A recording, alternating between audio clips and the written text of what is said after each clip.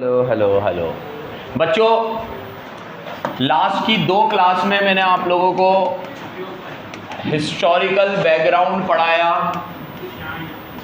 किसका? चाइना का। आज ये पहला इंडिकेटर चल रहा है हमारा। 5 मैंने बोला था इस चैप्टर में 5 पढ़ेंगे अपन। आज सेकंड इंडिकेटर जीडीपी का ग्रोथ रेट, लेकिन उससे पहले हिस्टोरिकल बैकग्राउंड चाइना का पढ़ा, अब पाकिस्तान का।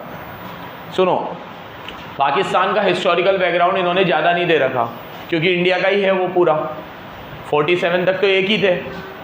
तो 47 में सुनो, मैंने आप लोगों को कहा कि अंग्रेज़ों ने हमारी हैंडीक्राफ्ट इंडस्ट्री डिस्ट्रॉय करी, वो उनके भी साथ थी। फिर एग्रीकल्चर को हमारा ख़राब किया, पूरा स्टेगनेशन पे पहुंचा दिया, तो वो उनके भी साथ था। अब 47 तक जो इंडिया की हालत थी वही पाकिस्तान की हालत थी। तो बस 47 से अलग होने के बाद उनका जो हिस्टोरिकल बैकग्राउंड है वो इंडिया से ज़्यादा अलग नहीं है। कुछ 2-3 पॉइंट इसमें दे रखे हैं। अब जैसे चाइना में हम लोगों ने बात करी, ग्रेट लीप फॉरवर्ड आया, ठीक है, रिफॉर्म्स आए, ग्रेट प्रोलेटारियन कल्चरल रेवोल्यूशन आया, इस तरह के ये सब चीज़ें जो चाइना में हुई जिसने चाइना की ग्रोथ रेट को बढ़ाई, ऐसी कोई चीज़ पाकिस्तान में नहीं हुई। पाकिस्तान ने इंडिया की तरह ही अपनी इकनॉमी को मिक्स्ड रखा, जहाँ पे प्राइवेट सेक्टर और पब्लिक सेक्टर दोनों मिलके काम करेंगे। तो वहाँ के भी एक तरीके से जो चाइना ने स्टेटिज्म मॉडल अपनाया कि हर चीज़ गवर्नमेंट के कंट्रोल में रहेगी, इंडिया ने ऐसा नहीं करा और पाकिस्तान ने भी ऐसा नहीं करा। तो पाकिस्तान का भी मॉडल कौन सा था? PPP, private public partnership. लेकिन इंडिया की तरह ही पाकिस्तान में भी पब्लिक सेक्टर को शुरुआत में ज़्यादा ऑटोनॉमी दी गई कि हर चीज़ पब्लिक सेक्टर के हाथ में रहेगी। हम इंडस्ट्रियल पॉलिसी लेकर आए। उस इंडस्ट्रियल पॉलिसी में मैंने आपको कहा था हमने 3 हिस्सों में सारी इंडस्ट्री को बांट दिया। नंबर 1 पे वो इंडस्ट्रीज जिसमें सिर्फ पब्लिक सेक्टर ही ओन करेगी, कंट्रोल करेगी। नंबर 2 पे प्राइवेट सेक्टर उसके वो बना सकता है एसेसरीज वगैरह, और थर्ड में जो इंडस्ट्रीज़ है वो ओपन थी। तो ऐसे ही पाकिस्तान में भी यही सिस्टम था कि पाकिस्तान में भी जो जितना भी इंडस्ट्रियल सेक्टर है वो पब्लिक सेक्टर का कंट्रोल ज़्यादा रहेगा। लेकिन पाकिस्तान ने इंडिया से एक चीज़ जल्दी करी। वो क्या करी कि उन्होंने पब्लिक सेक्टर के साथ प्राइवेट सेक्टर को भी फ्रीडम दे दी जल्दी, जिसमें हम थोड़ा लेट हो गए क्योंकि हम लोग रिफॉर्म लाए थे 91 में, इंडिया की बात कर रहा हूँ। तो इंडिया ने रिफॉर्म आने के बाद प्राइवेट सेक्टर को ऑटोनॉमी ज़्यादा दी। पाकिस्तान ने रिफॉर्म के पहले ही दे दी थी, तो वहाँ का प्राइवेट सेक्टर थोड़ा जल्दी आज़ाद हो गया एक तरीके से, और वो पब्लिक सेक्टर के साथ मिलके काम करने लगा। तो कंपटीशन अच्छा हुआ तो कंज्यूमर को अच्छे गुड्स मिलने लगे। तो वहाँ की इकनॉमी बहुत सही लेवल पे शुरू में चल रही थी। और एक फ़ायदा उनको और मिलता था, शुरुआत से ही पाकिस्तान के बहुत सारे लोग मिडिल ईस्ट में जाते थे काम करने। तो वो मिडिल ईस्ट से उनको रेमिटेंस आता था बहुत सारा, करोड़ों अरबों रुपए का। हमारे यहाँ पे भी जाते थे लेकिन उतना नहीं, वहाँ पे बहुत सारे जाते थे, ठीक है। अब जैसे वहाँ से सऊदी अरब चले गए, दुबई चले गए, ईरान इराक चले गए, तो क्या था कि ये भी इस्लामिक कंट्रीज़ थी और पाकिस्तान भी इस्लामिक कंट्री थी, तो उनको वो कल्चर वगैरह के बेनिफिट मिल जाते थे। तो वहाँ से बहुत सारे लोग जल्दी जल्दी वहाँ शिफ्ट हो गए। शिफ्ट नहीं हुए मतलब वहाँ कमाने के लिए गए। तो वहाँ से जो फॉरेन करेंसी आती थी वो अपने देश में भेजते थे, तो उनके पास फॉरेन एक्सचेंज के अच्छे खासे रिजर्व इकट्ठे हो गए। तो शुरुआत के सालों में उनकी ग्रोथ रेट अच्छी थी, अभी मैं पढ़ाऊँगा इसमें आगे। लेकिन बाद में क्या हुआ, पॉलिटिकल इनस्टेबिलिटी के कारण, इंफ्रास्ट्रक्चर की कमी के कारण, टेररिज्म के कारण और मिलिट्री पे अंधी खर्चा करने के कारण पाकिस्तान आज भूखमरी की हालत में आ गया। उसने जो पेस पकड़ी थी वो बहुत सही थी, अगर वो उसको कंटिन्यू रखता। सबसे बड़ा कारण मैं मानता हूँ कि वहाँ पे पॉलिटिकल स्टेबिलिटी नहीं थी, आज तक भी नहीं है। बताया था मैंने तुम लोगों को कि आज तक भी कोई ऐसा प्रधानमंत्री नहीं है जिसने अपने 5 साल पूरे करे हो। अभी इमरान खान के होने वाले थे तो उसको उठा के जेल में डाल दिया, ठीक है। कोई प्रधानमंत्री ने पाकिस्तान में 5 इयर्स का टेन्योर पूरा नहीं किया है। एंड दैट्स द रीज़न, इतनी ज़्यादा पॉलिटिकल इनस्टेबिलिटी होने के कारण वो देश कभी आगे ही नहीं बढ़ पाया। और एक ये लोग मिलिट्री पे हद से ज़्यादा खर्चा करते हैं, रिक्वायर्ड नहीं है इतना। कोई कोई बजट तो इनका ऐसा आता है कि ये जीडीपी का 20% मिलिट्री पे खर्च करते हैं। रिक्वायरमेंट क्या है, जरा सा देश है, इतना बड़ा देश थोड़ी है कोई, ठीक है। और ऐसा भी नहीं है कि कोई थ्रेट हो, सबको तो इनसे थ्रेट है, ठीक है। तो आप इतना मिलिट्री पे खर्चा क्यों कर रहे हो ज़बरदस्ती में, ठीक है। भुखमरी जैसी हालत है तुम्हारे यहाँ, ठीक है। फूड ग्रेन की कमी है, ठीक है। लोगों को जो बेसिक मूलभूत सुविधाएं मिलनी चाहिए वो नहीं मिल रही, और आप मिलिट्री पे इतना खर्चा कर रहे हो। तो ये कुछ इकोनॉमिक पॉलिसीज़ इन्होंने ऐसी अडॉप्ट करी, और इतनी वर्सेटाइल कंट्री है ये। अभी बताऊंगा मैं, एक साल ऐसा था जब इनका जीडीपी का ग्रोथ रेट 10% था, और अगले ही साल 2% हो गया। इस देश को कोई प्रिडिक्ट ही नहीं कर सकता। क्रिकेट में भी देख लो तुम, ये जीता हुआ हार जाएंगे, हारा हुआ जीत जाएंगे, यो समझना मुश्किल ही नहीं, नामुमकिन वाला देश है। एक साल में इनका जीडीपी 10% से ग्रो कर रहा है, इसमें डेटा है, और अगले ही साल में ग्रोथ रेट 2% हो गई, ठीक है। तो बहुत ज़्यादा फ्लेक्सिबल कंट्री है ये, ठीक है। मतलब अच्छे अच्छे इकोनॉमिक्स समझने वाले लोग भी इस देश की इकोनॉमिक्स नहीं समझ सकते कि ये कैसे मूव करेगा, ऊँट किस और करवट लेगा, प्रिडिक्ट करना बहुत मुश्किल है। तो ये पाकिस्तान का कुछ हिस्टोरिकल बैकग्राउंड है, पढ़िएगा ज़रा। As we have in India, Pakistan also have mixed economy, underline करो। यहाँ पे भी पब्लिक सेक्टर प्राइवेट सेक्टर एक साथ रहता है। पाकिस्तान ने भी इंडिया की तरह ही इंपोर्ट को कम करने के लिए इंपोर्ट सब्स्टिट्यूट करने की पॉलिसीज़ बनाई। फार्मिंग की बात करें तो पाकिस्तान में भी ग्रीन रिवॉल्यूशन आया, उससे पाकिस्तान में फूड ग्रेन का प्रोडक्शन बढ़ा, कैपिटल गुड्स इंडस्ट्री बढ़ी। पाकिस्तान ने 70s में डी नेशनलाइजेशन कर दिया था, ये देखो अंडरलाइन करो। तो इसमें ये हमसे 20 साल आगे थे। जो रिफॉर्म हम 91 में लेकर आए वो ये 70s में ही ले आए थे। 70 में इन्होंने प्राइवेट सेक्टर को ज़्यादा फ्रीडम दे दिया कि जो काम पब्लिक सेक्टर कर रहा है वो सारा काम प्राइवेट सेक्टर भी कर सकता है। वो प्राइवेट सेक्टर ने खुल के इंडस्ट्रीज़ डाली, उससे इनके देश में रोज़गार भी बढ़ा। और 70s का जो साल था इनके लिए गोल्डन पीरियड था, वो 70s से 80s में। फिर उसके बाद फिर पॉलिटिकल इनस्टेबिलिटी हुई, टेररिज्म एक्टिविटीज़ बढ़ी। इन्होंने बहुत सारे जो टेररिस्ट कैंप्स थे उनको इन्होंने पनाह दी, इनके मिलिट्री वालों ने। ये वहाँ पर से इनका पतन चालू हो गया, और उसके बाद से लेकर आज तक ये कभी भी उतनी ग्रोथ अचीव नहीं कर पाया।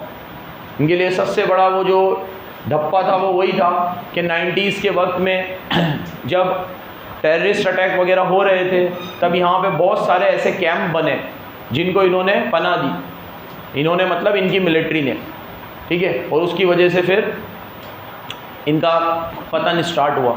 पीछे बात करिए इस चैप्टर में, पीछे ये भी सब दे रखा है। खैर अभी तो हिस्टोरिकल बैकग्राउंड पढ़ रहे हैं, तो इनके हिस्टोरिकल बैकग्राउंड में 2-3 चीज़ें याद रखोगे। एक तो ये इंडिया की तरह ही मिक्स्ड इकोनॉमी है, इनके यहाँ भी पब्लिक सेक्टर प्राइवेट सेक्टर को एग्जिस्ट करता है, और इन्होंने प्राइवेट सेक्टर को ऑटोनॉमी थोड़ा जल्दी दे दी। जो काम हमने 90s में किया वो काम इन्होंने 70s में ही कर दिया। और एक ये टिक कर लो, वेस्टर्न कंट्रीज से इन्हें बहुत सपोर्ट मिलता था फाइनेंशियली, क्योंकि पाकिस्तान के वर्कर मिडिल ईस्ट जाते थे और वहाँ से कमाकर बहुत सारा पैसा पाकिस्तान भेजते थे, तो उससे इनकी इकोनॉमी को बल मिलता था। फॉरेन एक्सचेंज के रिजर्व बढ़ते थे इनके, क्या बढ़ते थे? ये आपका हिस्टोरिकल बैकग्राउंड हुआ। और मेरी वाइफ को पाकिस्तानी सीरियल देखने की आदत लगी है, पता नहीं कहाँ से, यूट्यूब के ऊपर। और उसके अंदर जितने भी वो सीरियल चलते रहते हैं उसमें से आधे में तो यही बताते हैं कि अभी भी एक का हस्बैंड वहाँ है, एक का वहाँ है, वहाँ से ये पैसे आ रहे हैं, फलाना है, ढिमकड़ा। तुम में से है किसी को आदत?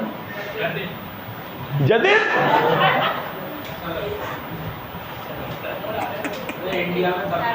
और खनक भी है।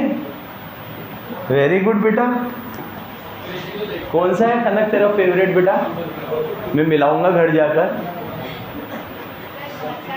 बहुत सारे तो, कितनी फ्री है तू, मतलब फ्री होने की भी हद होती है। 11th में देख लेते, अब तो यही बोलेगी बेटा। चलो क्या कह रहा है? इंडिया के क्यों नहीं देखता? इंडिया के भी देखा गया। रिश्ता क्या कहलाता है, कितने सालों से आ रहा है, अभी तक पता नहीं चला क्या कहला रहा है। हाँ अनुपमा। तारक मेहता तो बढ़िया सीरियल है, तारक मेहता तो नेक्स्ट लेवल है।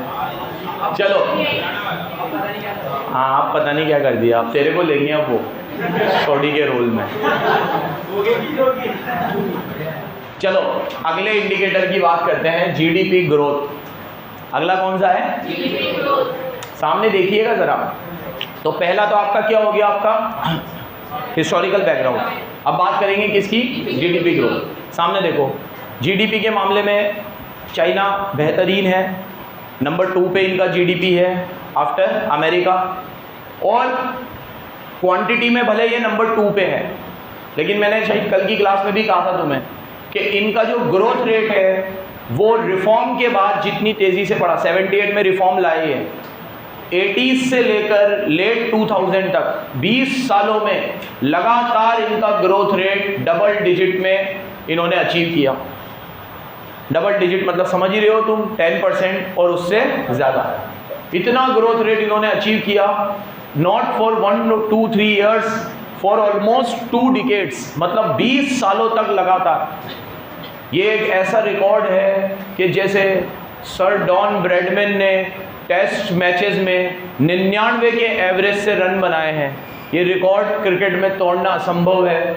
सचिन तेंदुलकर ने 100 सेंचुरीज लगाई है, जिमी एंडरसन इतने सालों तक टेस्ट क्रिकेट खेले हैं, 42-43 ईयर्स तक। ये कुछ ऐसे रिकॉर्ड है ना क्रिकेट के जो टूटना ऐसा असंभव लगता है। ये चाइना का ऐसा रिकॉर्ड है जो मुझे लगता है टूट नहीं पाएगा कभी। 1-2 साल तक नहीं, लगातार 20 सालों तक इनका ग्रोथ रेट डबल डिजिट में रहा। यार 1-2 साल कोई अचीव करते हैं हम तुक्का बोल देते हैं, अरे यार ठीक है। 3-4 साल में हम लोग किस्मत बोल देते हैं, 5-6-7 सालों में ठीक है उसकी मेहनत होगी। 20 साल तक आप ना तो आप इसे तुक्का बोलोगे ना किस्मत बोलोगे, मतलब ये तो अचीवमेंट ही है कि इन्होंने 20 ईयर्स तक बैक टू बैक ये कारनामा करके दिखाया है। सही मायने में रिफॉर्म लाने का क्या मतलब होता है वो चाइना ने बताया कि ये 78 में रिफॉर्म लाए और रिफॉर्म लाने के बाद इन्होंने मुड़ के नहीं देखा वापस। इसके बहुत सारे कारण हैं, आपकी एनसीईआरटी में 4 रीज़न दे रखे हैं, तो पहले मैं वो 4 आपको याद करा देता हूँ कि इन्होंने इतना बड़ा ग्रोथ रेट कैसे अचीव किया। सामने देखो, सबसे पहले रिफॉर्म में इन्होंने सबसे बढ़िया बात क्या करी कि अपनी इकोनॉमी को कमांड बेस से मार्केट बेस बना दिया। जैसे मैंने आपको कहा था ग्रेट लीप फॉरवर्ड में ये स्टेटिज्म मॉडल पे चलते थे कि सारी चीज़ें किसके कंट्रोल में रहेगी, गवर्नमेंट। अब इन्होंने क्या करा, वो ग्रेट लीप फॉरवर्ड की गलती से सीखे और जब रिफॉर्म लाए 78 में तो अपनी इकोनॉमी को कमांड बेस से मार्केट बेस इकोनॉमी कर दिया। बोला अब हर चीज़ का कंट्रोल गवर्नमेंट का नहीं रहेगा, अब सिर्फ ज़मीनों के ऊपर कंट्रोल गवर्नमेंट का रहेगा, बाकी आपको कौन सी चीज़ कितने में बेचनी है वो आप डिसाइड करो, ठीक है। और टैक्सेस को भी कम कर दिए इन्होंने बहुत, लेबर लॉस को रिलैक्स कर दिया। तो टैक्सेस और लेबर लॉ को रिलैक्स करने की वजह से इनके देश में बहुत सारा एफडीआई आया। आज हमारे पास एक अपॉर्चुनिटी थी कि 2020 में जब कोविड आया और बहुत सारी विदेशी कंपनियों ने चाइना से अपना इन्वेस्टमेंट ख़त्म कर दिया, तो हमें उसी समय आपदा में अवसर ढूंढना चाहिए था और उन सारी कंपनियों को अपने देश में बुलाना चाहिए था, टैक्स लॉस को रिलैक्स करके कर देते, थोड़ी टैक्स रेट कम करनी पड़ती तो कर देते, लेबर लॉस कम, क्योंकि देखो ये तो वो समय होता है जहाँ मौका पे चौका मारना होता है, ठीक है। यहाँ पे आप देखोगे फाइल वर्क उलझेगा, इधर से उधर जाएगी, जीएसटी काउंसिल की मीटिंग होगी, फिर सोचेंगे, इतने समय में तो इन्वेस्टमेंट चला जाता है हाथ से। 2020 में मैं पर्सनली ये मानता हूँ कि हमने बहुत कुछ खोया है इन टर्म ऑफ इकनॉमी, कि हम लोगों के पास अपॉर्चुनिटी थी कि चाइना से मोटा मोटा इन्वेस्टमेंट जो जा रहा था, जो वियतनाम जैसे देश में चला गया, वो सारा इन्वेस्टमेंट इंडिया आ सकता था, क्योंकि उस समय इनकी छवि भी बहुत ख़राब हुई थी, लोगों को बहुत गुस्सा भी था इनके ऊपर कि हाँ यहीं से आउटब्रेक हुआ था पूरा। तो उस समय में हमें बिल्कुल आपदा में अवसर ढूंढना था, ठीक है। अब उस समय हमने अपनी डोमेस्टिक इंडस्ट्री पे भी बल दिया, लेकिन हमें फॉरेन इंडस्ट्रीज़ को भी यहाँ बुलाना चाहिए था, जैसे इन लोगों ने किया। एफडीआई बुलाया, अपने टैक्स को और लेबर लॉस को क्या कर रिलैक्स करके इन्होंने अपने टैक्सेशन के लॉस को और लेबर लॉस को, जो इंडिया की तरह ही बहुत कॉम्प्लेक्स है, इन्होंने बहुत लिबरल कर दिए। तो उससे विदेशी कंपनियां यहाँ आई और खूब सारा इन्वेस्टमेंट आया चाइना में। तीसरा कारण तो तुम सब जानते ही हो कि चाइना में चीप लेबर है, वो लेबर चीप होने की वजह से खूब सारा प्रोडक्शन चाइना में हुआ और बहुत सारा प्रोडक्शन चाइना में हुआ, और इन्होंने उसी समय पे एक्सपोर्ट के ऊपर भी बहुत ध्यान दिया। इन्होंने अपने देश को एक्सपोर्ट का हब बना दिया, जो इंडिया में भी है। स्पेशल इकोनॉमिक जोन खोलते हैं हम, ये इंडिया में भी है। ऐसे स्पेशल इकोनॉमिक जोन जहाँ जितना भी माल बनेगा वो सारा के सारा एक्सपोर्ट हो जाएगा। इन्होंने ऐसे एक्सपोर्ट हब बनाए बहुत सारे, इससे इनका एक्सपोर्ट बढ़ा, लोगों को रोज़गार मिला, जीडीपी बढ़ा।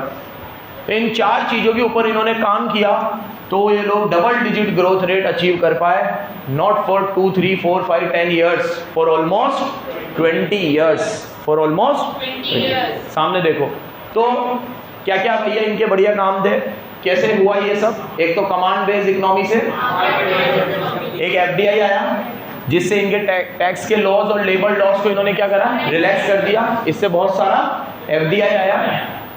इनके यहाँ लेबर सस्ती है, ठीक है, उसका फ़ायदा उठाया इन्होंने चीप लेबर का। देखो अपन तो एक्सक्यूज़ बना ले इसको, हमारे यहाँ तो लोगों की लेबर बहुत कम है, 300 रुपये दिन की दिहाड़ी मिलती है, बेचारा इंसान कहाँ से आगे बढ़ेगा, ठीक है, उसका पर कैपिटा इनकम कैसे बढ़ेगा। इन्होंने कहा भैया पॉपुलेशन ज़्यादा है तो लेबर सस्ती रखनी पड़ेगी। अब पॉपुलेशन ज़्यादा है तो पॉपुलेशन को एक्सक्यूज़ मत मानो, इसे एसेट मानो। बोला जो चीज़ आप अपने अमेरिका में करोगे इतने डॉलर लगेंगे, आप यहाँ आके करो इतने डॉलर में हो जाएगा, तो काम भी मिल जाएगा सबको। भले थोड़ा कम कमाएंगे कोई बात नहीं, लेकिन बहुत सारा प्रोडक्शन तो होगा। तो उससे इन्होंने अपनी पॉपुलेशन को अपनी एसेट माना कि जितना जल्दी हो सके, जितना ज़्यादा हो सके उतना माल बनाएंगे, लेबर सस्ती करनी होगी तो करो। और आज तक भी सस्ती है यहाँ पे लेबर चाइना में। सुनते ही है अपन कि चाइना में लेबर बहुत चीप है। चलो पढ़ो, टिक करो। चाइना का जीडीपी सेकेंड लार्जेस्ट है, 21.41 ट्रिलियन। ये तो अभी बढ़ गया होगा, पुराना डेटा है। चाइना रिफॉर्म लेके आया 78 में। रिफॉर्म लाने के बाद अंडरलाइन करो, China's GDP attracted the attention of every developed countries because they find it difficult to maintain a growth of 5% and China achieve double digit growth rate and retain it for more than 2 decades. जहाँ 5% का GDP का growth rate achieve करने में ऊपर नीचे हो जाते हैं अपन, वहाँ इन्होंने 10% का अचीव किया, वो भी फॉर ऑलमोस्ट 2 डिकेड्स। इनका जो 79 से 99 तक गोल्डन ईयर्स है इनके 20 साल। देखो 78 में तो रिफॉर्म ही लाए थे ये, और 79 से लेकर 99 हो गए 20 साल। 20 सालों तक इनका एवरेज ग्रोथ रेट कितना था, 9.7, जिसमें हाईएस्ट गया था 15 और लोएस्ट गया था 3.85। जल्दी जल्दी अंडरलाइन कर लो, ऐसा क्यों हुआ। पॉइंट नंबर 1, बिकॉज इन्होंने अपनी इकोनॉमी को ट्रांजिट किया कमांड बेस से मार्केट बेस। दूसरा, एफडीआई बढ़ा। कैसे बढ़ा, लेबर लॉस को, टैक्स लॉस को क्या कर दी इन्होंने, रिलैक्स कर दी, ठीक है। फिर आगे देखो, उससे एफडीआई बढ़ा इनके यहाँ। तीसरा, इन्होंने एक्सपोर्ट के ऊपर खूब ध्यान दिया। और चौथा, चीप लेबर। जल्दी जल्दी देख लो, 4 पॉइंट है, याद रखना। क्यों इन्होंने double digit growth rate achieve किया, ठीक है, कमांड बेस से मार्केट बेस। सी स्क्वायर हो जाएगा, एक कमांड बेस वाला, एक चीप लेबर वाला, सी स्क्वायर, ठीक है। एफडीआई का एफ हो जाएगा, और एक और क्या बना, एक्सपोर्ट का ई हो जाएगा। कुछ वर्ड बनेगा इसका, बस बना लो, जो मर्जी में आए वो बना लो, ठीक है, याद रख लेना बस। अब देखो धड़ाम से ही ऊपर गए, 20 साल तक रहे, फिर बुरे दिन भी आते हैं, नीचे भी आए ये। अब ये नीचे कैसे आए ये देखो तुम लोग।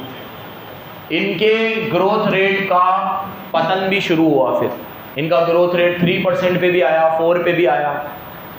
उसके भी फिर रीज़न है। सबसे पहला रीज़न जो इनको कब हमेशा बहुत अकड़ेगा, ये 1 चाइल्ड पॉलिसी लेकर आए।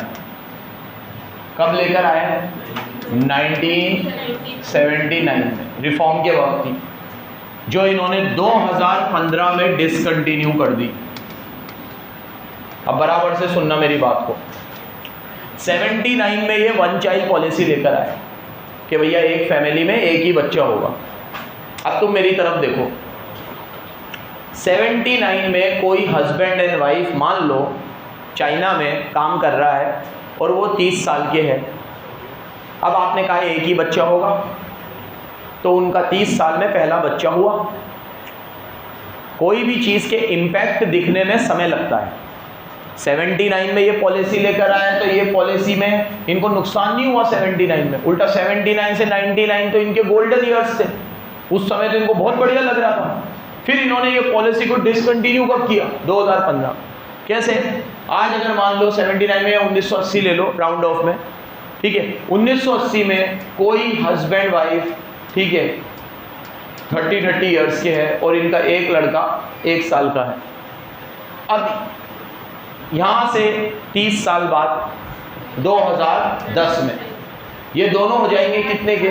60 और बच्चा हो जाएगा 30 का। 60 साल वहाँ पे एवरेज रिटायरमेंट की एज है, तो ये दोनों अब काम करना बंद कर देंगे। तो वर्किंग पॉपुलेशन से 2 लोग गायब हो गए और इंट्रोड्यूस एक ही हुआ। ये कितनी बेवकूफ़ी जैसी पॉलिसी थी इनकी। इसीलिए हम बोलते हैं हम 2 हमारे 2, ठीक है, हमारी ज़्यादा सही है, ताकि 2 अगर वर्किंग पॉपुलेशन से बाहर जाएंगे तो 2 वापस अंदर भी आएंगे। इनकी तो गणित यहीं पे फेल हो गई, तो ये मैथमेटिक्स सही नहीं बैठी इनकी। अब क्या हुआ सुनो, 2010 आते आते, क्योंकि 30 साल हो चुके थे, तो 30 साल जब हो चुके थे इस पॉलिसी को, तो जो भी 30 साल के थे वो सब 60 के हो गए। तो इनकी ओल्ड एज वाली पॉपुलेशन तो ज़्यादा दिखने लगी, बुढ़े ही बुढ़े सब, और यंगर पॉपुलेशन कम दिखने लगी। तो इनको समझ में आ गया ये तो कुछ गलती हो गई है हमसे। तो 2015 में इनको रियलाइज़ हुआ कि बहुत बड़ी गलती है और इन्होंने 1 चाइल्ड पॉलिसी को अबॉलिश कर दिया। सोचो एक खराब डिसीजन का इम्पैक्ट आने में कितने साल लग गए? 35 साल। 35 साल में भी गलती का एहसास होता है हमें कि हाँ भाई ये गलती तो हुई थी। अब इन लोगों को एहसास हुआ कब? जब इनका जीडीपी का ग्रोथ रेट गिरने लगा, इनके यहाँ से लोग जाने लगे, ठीक है, बहुत सारे लोग चाइना छोड़ के चले गए, बहुत सारे लोग, तो इनकी स्किल्ड लेबर चाइना छोड़ के चली गई। तो जो लेबर इनकी चीप हुआ करती थी, जो लेबर इनकी एसेट हुआ करती थी, वही लोग चाइना छोड़ के चले गए। अगर आपसे पूछे कि भैया चाइना की स्लो ग्रोथ रेट के क्या रीज़न थे, तो पहला रीज़न था 1 चाइल्ड पॉलिसी से इनकी डिपेंडेंट पॉपुलेशन बढ़ गई। डिपेंडेंट पॉपुलेशन, ठीक है। अच्छा, आपको पता है कि अगर किसी के 2 बच्चे हो जाते थे तो फिर क्या होता था? क्या होता था? मतलब मार के थोड़ी फेंक देते होंगे, 2 कैसे कर लिए तूने? हाँ, ऐसा सुना है मैंने कि एक तो रिटेंशन कर लेते थे ये लोग, और दूसरा जो दूसरा बच्चा होगा ना उसे गवर्नमेंट के कोई भी राइट्स नहीं मिलेंगे, वोटिंग राइट्स नहीं मिलेंगे, गवर्नमेंट की कोई सुविधाएं नहीं मिलेंगी, ठीक है, गवर्नमेंट हॉस्पिटल में इलाज नहीं होगा। मतलब जो दूसरा वाला है, हम कहते ना तो छोटा है इसे ज़्यादा प्यार मिलता है, वहाँ वो छोटा होना सबसे बड़ा गुनाह हो जाता था कि जो छोटा होगा वो तो गया काम से। ट्विंस होगा तो वो एक्सेप्शन में था इनकी पॉलिसी में, अब ट्विंस का तो क्या ही करेंगे, ठीक है, इतना तो ये भी समझते थे, तो इन्होंने ट्विंस को एक्सेप्शन में रखा था। क्यों मेरे लाल, तुम तो 3 हो, तेरी तो क्या हालत होती चाइना में, पिक्चर बन जाती तेरी तो। चलो आगे आते हैं। तो 1 चाइल्ड पॉलिसी इनका पहला रीज़न था। पढ़ो, चाइना स्लो ग्रोथ रेट के reason. Number 1, Chinese government has introduce 1 child policy in 79 to slow down the population and 3 decades of 1 child policy has reduced the adult working population. The policy was discontinued in 2000. एक चीज बराबर याद रखना, 79 में आई थी और discontinue कब करी? 2015 में। समझ में आना चाहिए कि 2015 में क्यों डिसकंटिन्यू की होगी, क्योंकि इस पॉलिसी के इम्पैक्ट इन्हें बाद में देखने को मिले थे, जब इनको लगा कि हमारी वर्किंग पॉपुलेशन क्या होती जा रही है? कम, और डिपेंडेंट पॉपुलेशन ज़्यादा होती जा रही है। अच्छा, अब किसी भी चीज़ के एक रीज़न तो नहीं होते, एक तो ये रीज़न था ही, और भी रीज़न थे। दूसरा रीज़न अभी मैंने कहा, चाइना की जो स्किल्ड लेबर थी वो माइग्रेट करने लगी, तो दूसरा रीज़न था इनका माइग्रेशन। पढ़ो, लास्ट में दे रखा है, the middle class and rural migrant college graduates explore higher opportunities and which lead to migration of skilled labour. इनके यहाँ स्किल्ड लेबर क्या होने लगी? माइग्रेट। तो पहला रीजन वन चाइल्ड पॉलिसी, दूसरा रीजन सामने देखो, तीसरा रीजन इनके यहाँ तो नहीं, पूरे वर्ल्ड में 2010 के अराउंड रिसेशन आया था पूरे वर्ल्ड में। तो उस रिसेशन में चाइना सबसे ज़्यादा प्रभावित हुआ था, क्योंकि देखो आज कोई बंदा अर्श पे बैठा है, इतने ऊपर है, ठीक है, तो फ़ायदा जब उसको हो रहा था इकोनॉमी ग्रो करने का, तो नुकसान भी सबसे ज़्यादा उसी को होगा, क्योंकि वर्ल्ड का जीडीपी का सेकंड हाईएस्ट चाइना ही था, ग्रोथ रेट भी चाइना की ही सबसे ज़्यादा थी। तो अब रिसेशन में जब माल बिकना बंद हुआ तो सबसे ज़्यादा किसका कम माल बिकेगा? चाइना का, बना भी सबसे ज़्यादा वही रहा था। तो जब रिसेशन आया तो उस रिसेशन में सबसे ज़्यादा प्रभावित कौन हुआ? चाइना हुआ। और उस समय, सुनो मेरी बात सुनो, उस समय चाइना में लोगों ने सेविंग ज़्यादा करना शुरू कर दिया और कंजम्पशन करना बंद कर दिया, उससे इनकी इकोनॉमी को बहुत मार पड़ी। आज जैसे पूरे वर्ल्ड में कोविड में हाईएस्ट रिकवरी करने वाला देश इंडिया है, कहीं भी सर्च कर लेना तो, ठीक है, और कोविड में सबसे तेज़ ग्रोथ रेट भी इंडिया की है। मैं उसका रीज़न, जितनी इकोनॉमिक्स मुझे समझ में आती है, उसका रीज़न मानता हूँ हमारी कंजम्पशन डिमांड को, कि हमने कोविड में भी हमारी कंजम्पशन डिमांड कम नहीं होने दी। ये लोग क्या, अब जैसे अपने यहाँ पे क्या हुआ, भैया लॉकडाउन लगा हुआ है, गोरे तो एकदम डर के बैठे हुए हैं, अपन तो नई नई रेसिपी बना रहे हैं, ठीक है, अपन तो व्हाट्सएप पे लगा रहे हैं, आज ये बनाया, आज वो बनाया, ठीक है, अपना अलग ही लॉकडाउन चल रहा है, ठीक है। क्या उसके बाद जैसे ही खुली दुकानें, तो हम लोग ऐसे डरे सहमे से बैठे नहीं रहे, सब लोग मार्केट में उतर गए, खरीदी करने लगे, इकोनॉमी जल्दी खुल गई। तो उससे क्या हुआ? कंजम्पशन डिमांड बढ़ी। अब कंजम्पशन बढ़ने से क्या हुआ? एक का कंजम्पशन, एक की इनकम, तो दूसरे की इनकम बढ़ी, और वो इनकम बढ़ी तो इकोनॉमी में जो चक्रा घूमता है वो घूमने लग गया, नुकसान नहीं हुआ उसका ज़्यादा। तो भैया देश, मैं पहले भी कह चुका हूँ, इनफॉर्मल सेक्टर से चलता है, और इनफॉर्मल सेक्टर की सबसे खास बात है कि हमें क्या चाहिए भैया? कंजम्पशन। अगर हमारा कंजम्पशन नीचे आएगा तो प्रोडक्शन अपने आप नीचे आ जाएगा। हमारी इकोनॉमी की तरक्की का सबसे बड़ा रीज़न क्या है? हमने अपनी कंजम्पशन डिमांड को कम नहीं होने दिया कोविड में। उल्टा हमारे यहाँ तुमने देखा होगा कि कम्युनिटी किचन चल रहे थे, अलग अलग समाज में अलग अलग लोग, अलग अलग लेवल पे जिनके पास खाना, हम लोग एक जगह पे खाना देने जाते थे यहाँ, तो एक किसी को दिया हमने कोई, तो उसने याद है क्या, हमें एक कमेंट ऐसा दिया कि जो दिमाग में एकदम नक्श हो गया। उसने कहा कि सर आप लोग ये खाना देने आते हो, हमने जब कोविड नहीं था तब भी इतना डिसिप्लिन से, मतलब उसने अपनी भाषा में बोला, उसका अर्थ बता रहा हूँ तुम्हें, कि इतना डिसिप्लिन से हमने खाना कोविड के पहले भी नहीं खाया था। आप 1:30 बजे फिक्स आ जाते हो, शाम को 7:30 बजे आप फिक्स आ जाते हो, ठीक है। तो ऐसा तो हमने कभी देखा ही, हमारा तो ये था कि कोई कब आएगा, कब देगा खाना, कभी मिलेगा कभी नहीं मिलेगा। तो उल्टा हमने तो कोविड को इस तरीके से लिया कि अलग अलग कम्युनिटी में अपने अपने लेवल पे सब लोग पीएम केयर फंड में पैसा डाला, वहाँ से गवर्नमेंट की तरफ से कम्युनिटी किचन चलते थे, अलग अलग समाज के कम्युनिटी किचन चलते थे, ठीक है। तो हमने क्या, उसको रुकने नहीं दिया, ठीक है। तो वो हमारे लिए सबसे बड़ा बेनिफिट मुझे ये लगता है कि चीज़ें चलती रही, तो चलती रही ना, तो हमारी इकोनॉमी भी, हमारी रिकवरी भी फास्ट हुई as compare to other developed nations. उनके मुकाबले में हमारी रिकवरी फास्ट हुई, समझ रहे हो। तो इनके यहाँ क्या हुआ, जब रिसेशन आया ना तो लोग घबरा गए और लोग सेव करने लग गए, उससे उनकी कंजम्पशन डिमांड कम हो गई, और कंजम्पशन डिमांड कम होने से प्रोडक्शन कम हुआ, तो इनका देश कुछ समय के लिए डिप्रेशन में चला गया। पढ़ो, A fall in demand made in China economic uncertainty and slowdown in rest of the world. Number 3, high saving lead to low consumption. High saving की वजह से इन्होंने अपना कंजम्पशन कम कर दिया था। तो कोई आपसे पूछे भैया कि चाइना, यहाँ देखो 4+4 याद रखना है हमें, ग्रोथ रेट बढ़ने के 4 रीज़न, कम होने के भी इधर 4 रीज़न।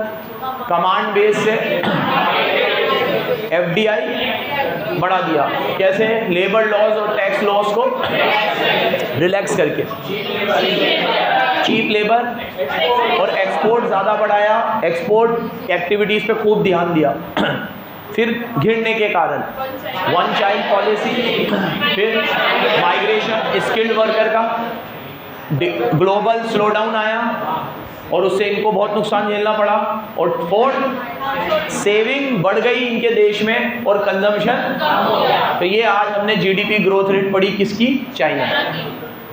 पाकिस्तान की और इंडिया की कल देखते हैं। धन्यवाद।